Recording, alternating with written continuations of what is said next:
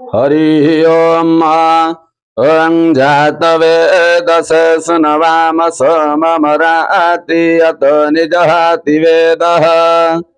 सनः परसदति दुर्गाणि विश्वानावेव सिन्धुदुरितात्यग्निः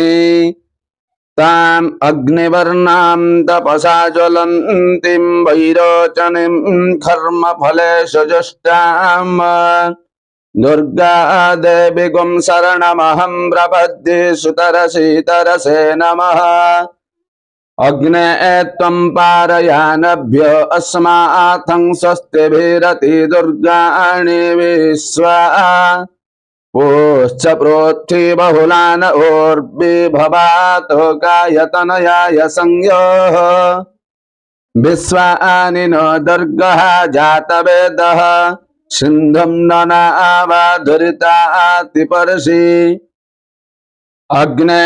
अत्रिवन्मनसा गृणानोऽस्माकं भोज्यभित्वा तनूनाम् कृतनाजितगं समानमुग्रमग्निगं हुवेम परमाथ सदस्थात्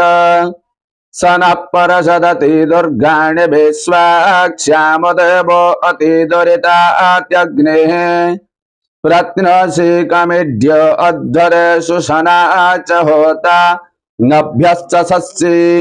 स्वां च अग्ने तनुवं पिप्रयस्मास्मभ्यं च शोभगाय माययस्व गोभिर्जुष्टं मयुजो निषिक्तं तवेन्द्रं विष्णोरनुसञ्चरेम नाकस्य पृष्ठमसि संवसानो वैष्णवीं लोक इहमादयन्ताम ॐ कात्यायनाय विद्महे कन्याकुमार्य धीमहि तन्नो दुर्गे प्रचोदयात् हरि ओम।